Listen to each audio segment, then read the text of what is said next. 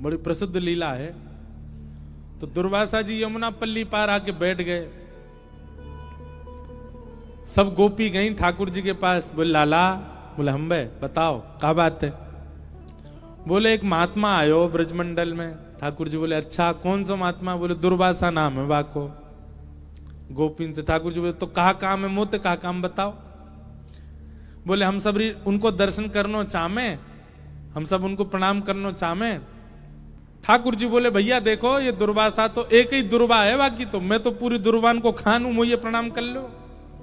सबसे बड़ा संत महात्मा तो मैं ही हूं। गोपी अरे तुम कौन सी संतन के चक्कर में पड़ी हो, मुझे प्रणाम कर लो चलो।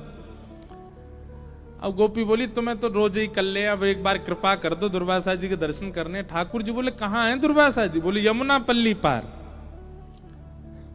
तो चली जाओ दर्शन कर आओ। बोले यमुना जी में बाढ़ आ रखी है, खूब जोर से जल बह रहा, कैसे जाएं, डूब जाएंगी। ठाकुर जी बोले तो मैं कहा करूं, मेरी नाव तो छोटी सी है, वहां में ना बैठाऊंगा मैं तुम सबन ने। तुम ऐसी मोटी मोटी धाम धुल्ला सी बैठ जाओगी, डूब जाएगी मेरी नाव। नंद बाबा ने छोटी सी नाव बनाई के दइये मुँह। ना लाला हम यो कह रही हैं, तू कह तो रे कि तू जय जय, तू परमात्मा है, तू परमात्मा है, तूने कछु करके दिखा यमुना जी में हमारे काजे मार्ग प्रकट करवाए थे। ठाकुर जी बोले अच्छा तुझे बात है, मार्ग चाहिए यमुना जी थे। बोले हाँ। तो बोले एक काम करो। बोले कहा यमुना जी के तट पे जाओ और यमुना जी को जल अपने हाथ में लियो और यमुना जी को जल हाथ में लेकर के और यमुना जी से कहियो हे श्री यमुना मैया, यदि नंद नंदन योगेश्वर कृष्ण ये योगेश्वर हैं, ये योगियों के भी ईश्वर हैं, पर स्त्री को कभी स्वप्न में भी नहीं देखते, स्पर्श करना तो बहुत दूर की बात। यदि इन नियमों का पालन कृष्ण ने भली भांति किया हो तो आप हमको मार्ग प्रदान कर दो। गोपी सब बोली अच्छा और जो कल हमारे संग रास विहार कर रहे वो। ठाकुर जी बोले देख मेरी बात तू जाके कहे यमुना मार्ग नहीं दे दे तो कहियो। सब गोपियां गई यमुना जी को जल हाथ में लेके बोली अगर नंद नंदन श्री कृष्ण पूर्ण योगेश्वर हैं, कभी किसी पर स्त्री का स्वप्न में भी चिंतन ना करते हो तो हे यमुना जी हमको मार्ग दे दो। इतना कहते ही महाराज यमुना जी का जल एक तरफ रुक गया, आगे वाला बह गया, मार्ग प्रकट हो गया। गोपियां सब आश्चर्यचकित हो गई। ठाकुर जी दूर खड़े खड़े बोले कहो है ना योगेश्वर हम, बेमतलब पे हम पे तुमने सबने जो है का उल्टे सीधे बात बना रखी है। देखो पर स्त्री का चिंतन स्वप्न में भी नहीं करते, देखो यमुना जी ने मार्ग दे दिया। गोपी सब ठाकुर जी तो बोली लाला तू तो बड़ो कृपा हमको मार्ग। अब हम दुर्वासा जी पर जा रही हैं, कहा लेके जाएं। बोले बढ़िया 56 भोग बना के लेके जाओ ग्रंथ। सब गोपियां अपने घर से बढ़िया बढ़िया सामग्री लेकर के गईं। पल्ली पार पहुंच गई, दुर्वासा जी के दर्शन किए, दुर्वासा जी को प्रणाम कियो।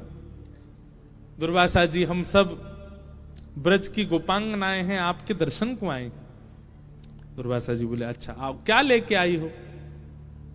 बोले हम सब सामग्री लाई, आपकी आज्ञा हो तो हम आपको पवा दें। दुर्वासा जी बोले हाँ लाओ सामग्री लाओ।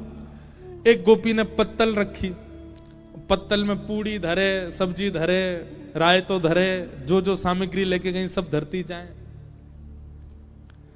दुर्वासा जी पत्तल की ओर देख रहे। बोले क्या कर रही हो लाली। बोले आपके लिए पत्तल सिद्ध कर रहे हैं। दुर्वासा जी बोले ये सब हटाओ, सामग्री पूरी पूरी धर दो सामने। पूड़ी की डलिया, सब्जी के बर्तन सब सामने धर दिए और दुर्वासा जी उठा में और उठा के सब डलिया की डलिया मुख में डाल लें। एक बार में महाराज मुख नहीं कुआं बन जाए और सब एक साथ ही उड़ेलते जाएं और प्रेम से पाते जाएं। गोपियां सब देख करके बोले बाबा सच में तपस्वी हैं। सबने दर्शन किए, दर्शन करके सब गोपी बोली बाबा यहां आवे के काजे हमने यमुना जी से प्रार्थना करी, लाला ने एक उपाय बतायो, सुबाद से मार्ग मिल गयो।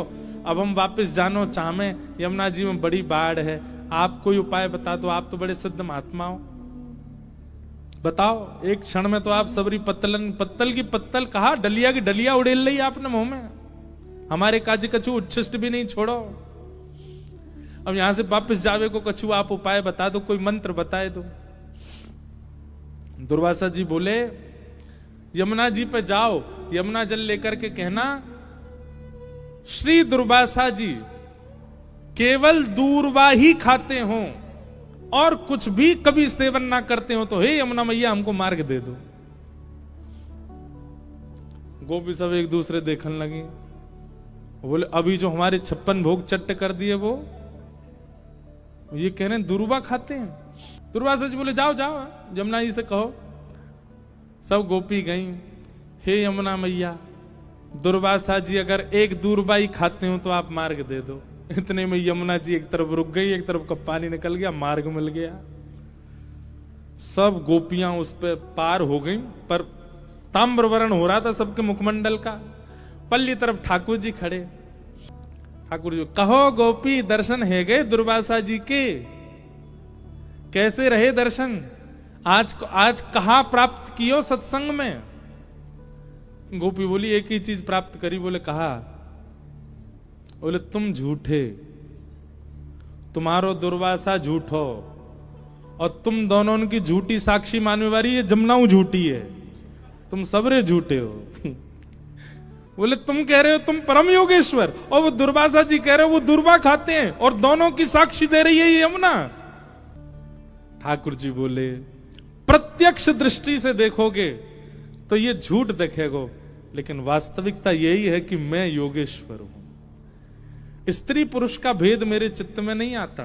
कभी किसी पर स्त्री क्या किसी का भी काम भाव से तो चिंतन मैंने किया ही नहीं है, इसीलिए यमुना ने मार्ग दिया। और दूसरी बात दुर्वासा जी, वहां दुर्वासा जी को आपने 56 भोग दिए, प्रत्यक्ष दृष्टि में आपको लगा कि उन्होंने सब पाया, पर अप्रत्यक्ष भाव से वे दूरबा ही ग्रहण करते हैं। उनका किसी वस्तु के प्रति कभी पूड़ी खाई, सब्जी खाई, खीर खा गए, कड़ी खा गए, ये प्रत्यक्ष दिखा, पर उनके मन ने कुछ भी स्वीकार नहीं किया।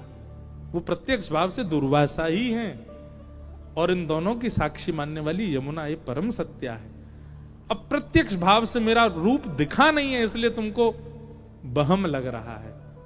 ऐसे परम सत्य श्री ठाकुर जी को हम प्रणाम करते हैं। सत्यम परम धीमहि, ऐसे परम सत्य परमात्मा को हम वंदन करते हैं। गुरुकुल स्टोरीज, भक्ति भी मस्ती भी।